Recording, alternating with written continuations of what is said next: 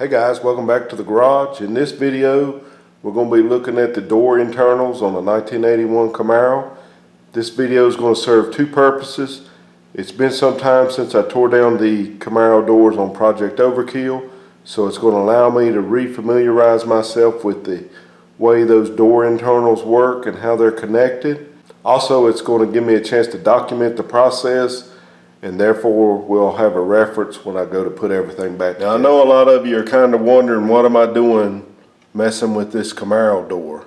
So I thought we would take that reproduction door skin, go ahead and install it on this door, give myself a little bit of experience before I commit to the ones on Project Overkill. It's also going to give me a chance to make a few videos on these doors that I wasn't able to do on Project Overkill, just mainly because I wasn't doing YouTube videos at the time that I took those doors apart. I'm not going to do a lot of videos on this door. We'll probably just do a couple of them. We'll see how it goes. I'll bring you guys along, and then we'll get back on Overkill. Okay, YouTube. Like I mentioned, the purpose of this video is just to document the door internals. First thing I want you to notice right off the bat is that this door, like most of these cars, somebody has been there before us. You can see right off the bat the door is not adjusted that well.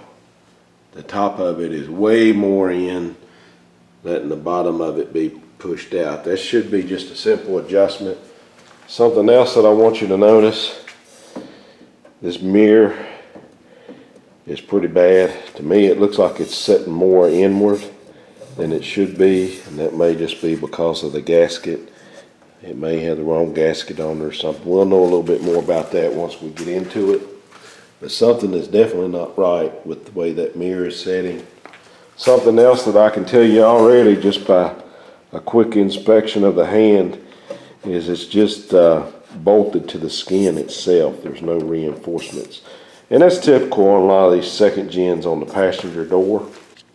Now, the hinges on this door actually feel pretty decent. I don't have any play in them. One thing that you will notice, it just swings free. It's missing the detent spring. So if we look here at this part of the hinge, you'll notice right there that there's no spring in there. There should be a spring in there on that other one that goes from the outer body of the hinge to this part right here. Now, before we actually start taking this door apart, I want you to just notice something quickly that I noticed. The actual window regulator is actually riveted to the structure of the door itself. 4 rivets here. Also, the door handle itself has a rivet holding it in. It kind of just pushes back and wedges with the wedges in between the piece of metal here, and it's also riveted right there. You'll notice here that our window fuzzies, that they don't appear to be in too bad a shape on this particular door. We'll still look at them really good once we get them out. This here is our front window track, and you'll want to take notice of where these bolts are. Now, on this particular one, I don't think it's that important because I know somebody else has been into this door before. This is the bottom bolt for that. Over here, we have the rear track. And you can see these are actually pushed all the way forward. The ones in the front are actually pushed all the way to the inside of the car, and the ones in the back are actually pushed all the way toward the outside. Right here is actually where they're sitting on the driver's side. The ones at the front are pretty close to the inside, and the rear is pretty close to the same. Alright, something else that I noticed is a little bit different on my 81 is this piece right here. See, it's held in by 2 screws, and it rides against this piece right here. Okay guys, first thing I'm going to do is remove the stop so we can roll the window down. Once we roll the window down, We'll go ahead and remove those top screws that's holding the weather stripping there to the top of the door. And then we'll move on to the next step. I want to show you all the door internals and how they're hooked together and how they work. Let's get started. What we're going to wind up doing first, guys, is removing this window stop bolt. This will let that bracket there slide down, and then we can roll the window glass the rest of the way down the door. And you can see the screws that are there. We'll remove those. Okay guys, before I actually get started removing a lot of these parts, just want to give you a visual of this window going up and down in this door. It's really bad. It's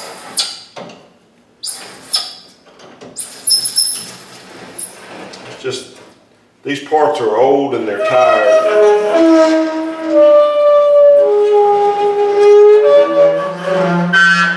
Definitely need some service. With the stop being removed, I can lower this glass. The glass will go down into the door and allow access for these screws. But I've got 5 screws here, and like I had mentioned in a previous video, I'll put a card in the corner. But these are seem to be a lot better than what you get with the replacement pieces. So you want to hold on to these original screws. I know they look like junk, but we can restore these and make them look new again. As usual, we're going to bag and tag these bolts and fasteners, but however, sometimes I just like to go ahead and put the bolt right back where it came from. It's going to be a lot of parts to these doors and a lot of different screws, and if you throw them all in a bag and label them window channel or whatever, it's going to be real hard to determine exactly which one went where. Just go ahead and put them right back where they came from, and that way you'll absolutely know where they go. At this point, I'm going to go ahead and remove our window fuzzies. And they are worn, and we will restore these, and we'll just put the bolt right back. And this front one is identical to the middle one as far as the bracket goes, and again, it's also worn. So I'm pretty sure all of these are the same. Yeah, all 3 brackets are the same. So you just have to know exactly where they go, but they're all the same. Okay, next I'm going to go ahead and remove the window glass. To do that, I'm going to roll the window up, and we'll have access to the bolts through this hole and this hole. Also, we're going to want to remove a window stop that is right here and right here. So I'm going to get me a long extension for the ratchet. It's a 7/16.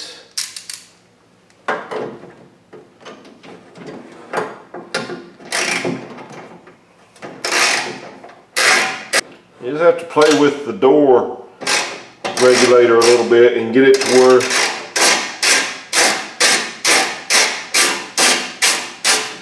you can get the bolts out of it. Now to remove that stop, it's going to be right there in that corner. Now this window stop actually comes out of the track right here. It's actually into the track, and it keeps you from rolling the window all the way up and out of the track. So right there's our first stop. We should have one over on this side as well. I have to be very careful with this door right now because I have the bolts off of the glass. The only thing that's holding it is the 2 screw-in studs through the window regulator. That's all that's holding this glass in the door. I'm not too worried about this glass.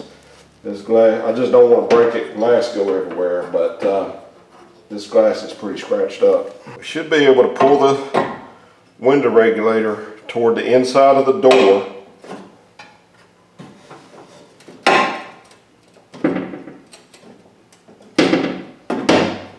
And we did, and it's free.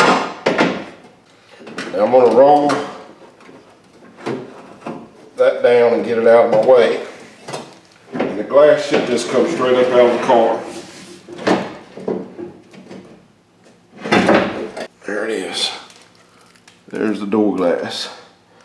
You have to be a little bit careful in getting it up in here, but it does come out. All right, YouTube. So here's a look. You got two holes in the back. The bottom hole is what goes in the rear track. This upper hole is what goes into the window regulator. And there's the nut that goes on that one.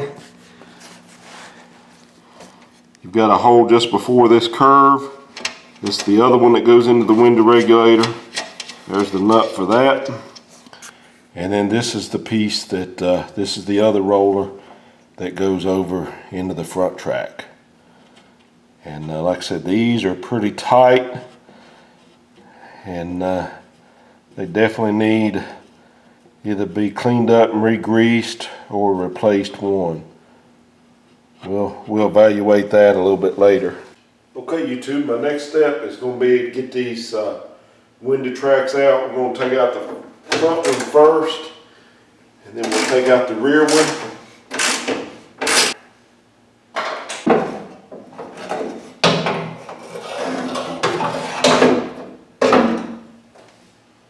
So right here's the front track.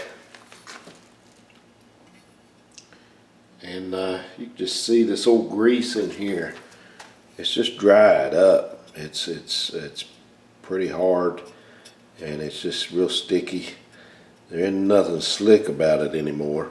You also want to double check this piece. This piece is worn, but it doesn't look too bad. I haven't been able to find a replacement for these.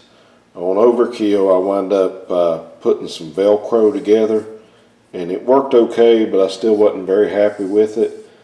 I think the best thing you can do is just be real careful and reuse this, as long as you don't have any bare metal showing through, as long as it's not worn down too bad. So that's probably what we'll do on this piece. We'll do this back side now.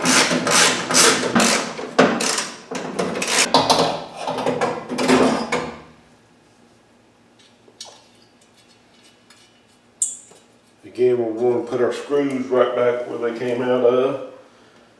This is what the back track looks like.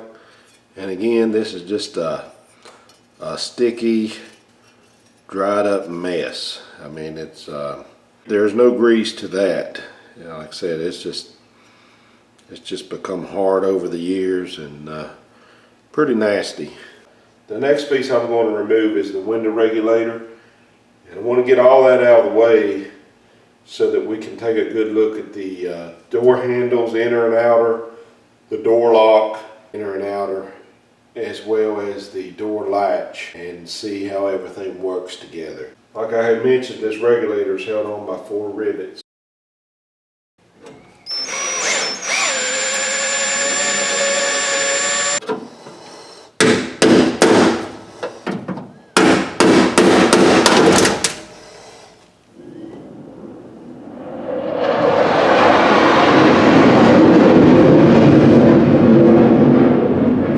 First time ever removing these rivets. Like I said, I did it on the 94. I had some help though. I had my buddy that's a mechanic, and he helped me. But I just didn't want to mess up the original holes, and I think everything's okay. I haven't heard anything. Sometimes it'll take me twice as long, because I'll just I'll do the least invasive thing that I can first, grinding those down and then popping the center out, but then I actually had to drill them out a little bit more.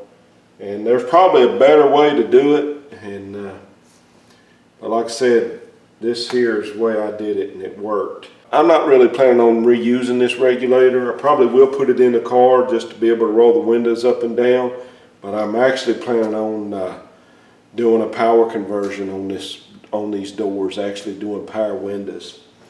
So let's see if we can get this regulator out of here. I got 2 bolts here to take it loose. That's what's holding it. So you have this small track right here. And it's actually inside this door just like that. And this small wheel of the window regulator is hooked in that track. So you're going to want to roll it all the way forward. And then it's going to come through this big hole right here.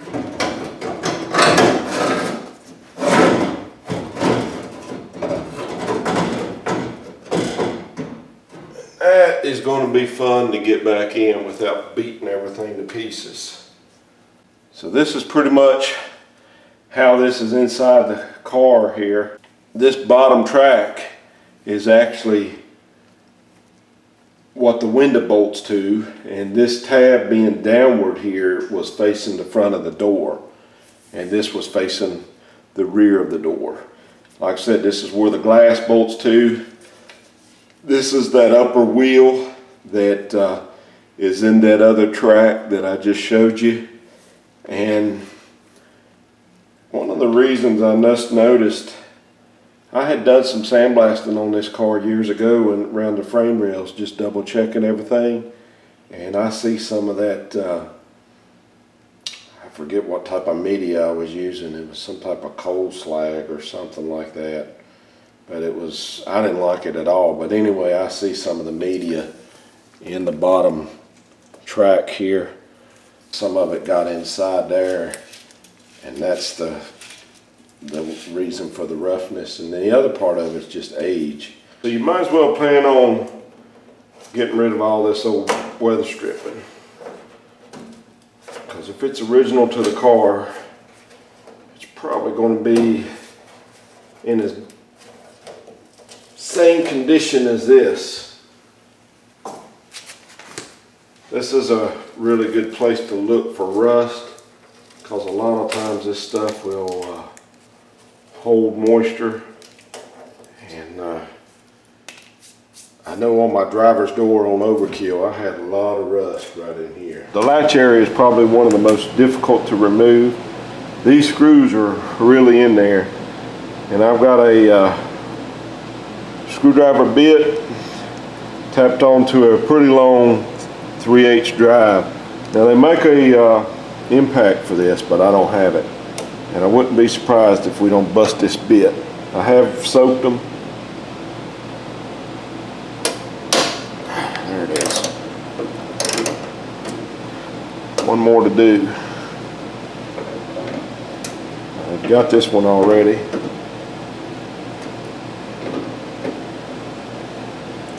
Let's see if it comes without breaking our bit. I broke one of these bits one time doing this.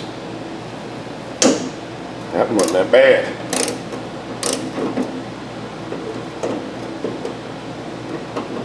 Alright, so that'll come off now. Our latch will come out.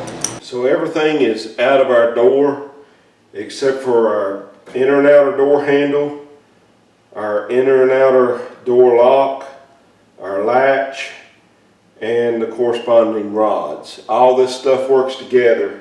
So when I first got this car, I couldn't lock this door, and I went ahead and bought some extra rods and everything because I wanted to make sure I had the parts before I got into it. But you can see right here, I'm pushing down on this rod, nothing's happening. Now once we get these out, I'll compare it to some of the originals that I have. This rod may be bent, because if I come over here to where the other side of it connects to the latch and I push down, actually I pull up, I had it locked, it does work. It may just be a grease issue, or we may have a bent rod here. If we take a look down inside the door, we can get a good look at how this stuff works. This is the inner door handle, and you can see it's connected to a pull rod there with a clip on the end of it. And you can also see there's a little rubber bumper there that looks like it has some grease on it. And that's going to, I guess that's going to keep it from rattling. So if we follow that same rod, it goes into a piece of cloth, and then it goes inside of a little rubber bumper. is actually located right there, and that's going to keep it from rattling. And if we continue to follow it, it's going to hook in right there at the bottom of the latch. And you can see when I open the door how it pulls the latch.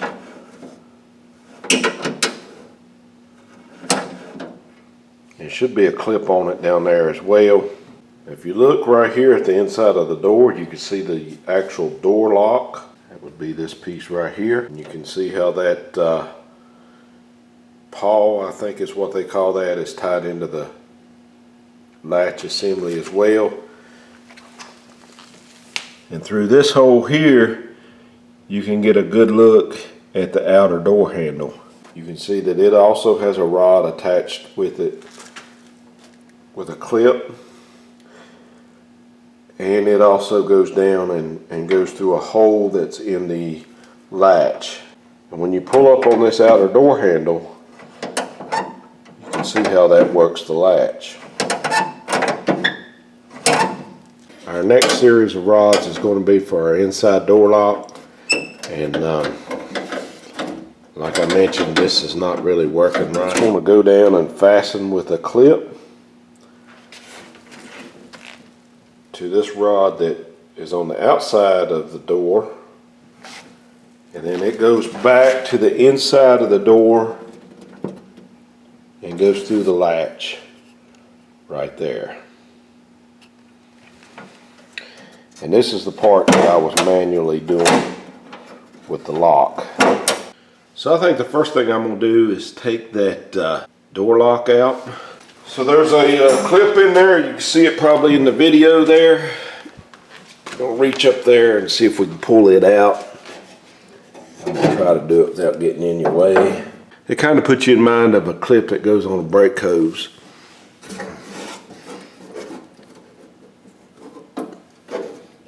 And it's pretty frozen. It's on there pretty good, YouTube.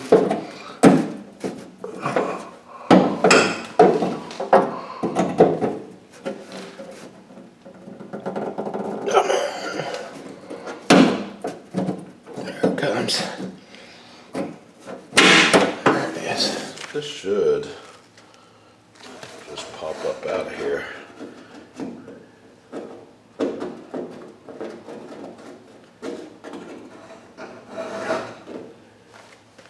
And it does.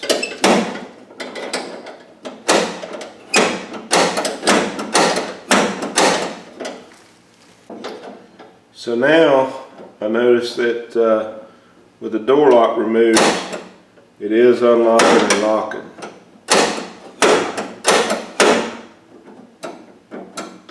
So it could very well be our door lock, or it still could be the latch. It's just the latch needing to be re-greased and everything.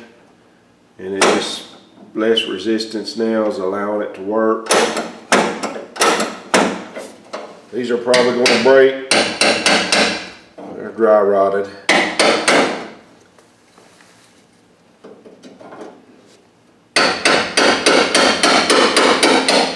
You can get these replacements. We'll definitely replace these. I think my next step is I'm going to remove this clip that's holding our rod to the inner door handle.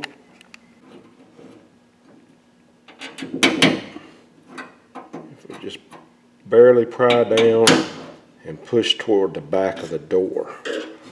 Okay, I've pushed the clip back, but it's actually still attached to the door handle, but it has removed it enough that it let me drop the rod out of it. Next, I'm going to remove those nuts that's holding our outer door handle to the skin.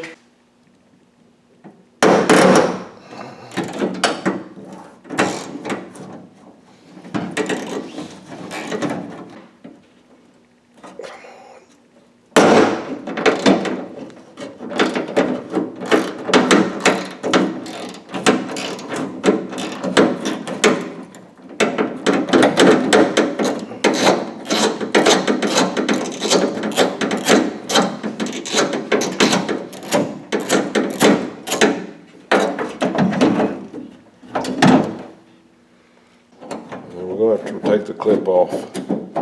I'm going to have to remove that one clip that's holding that rod into the latch. There it is. Handle should come on out of there now.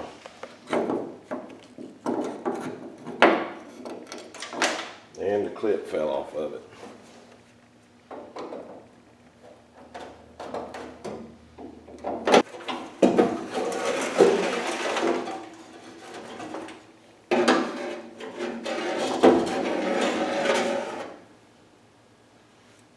There's our latch with our outside door rod already still attached. We can get this lock rod out.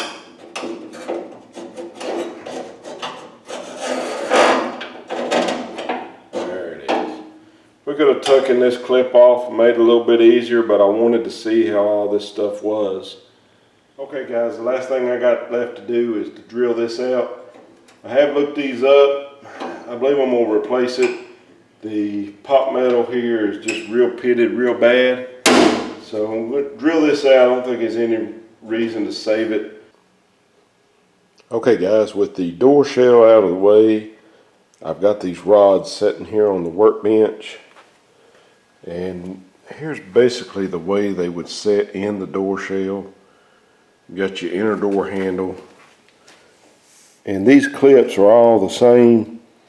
They just slide into the groove there. You don't even have to remove these clips all the way. You just have to slide them back enough that the rod will clear the clip. Right there's where it attaches to the door latch. Our lock rod goes through this part.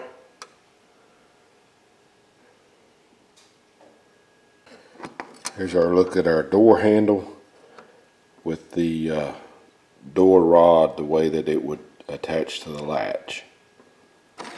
It just basically slides through that hole there, and it's attached with one of those clips. Guys, we're going to leave it at that, and I'll catch you on the next one.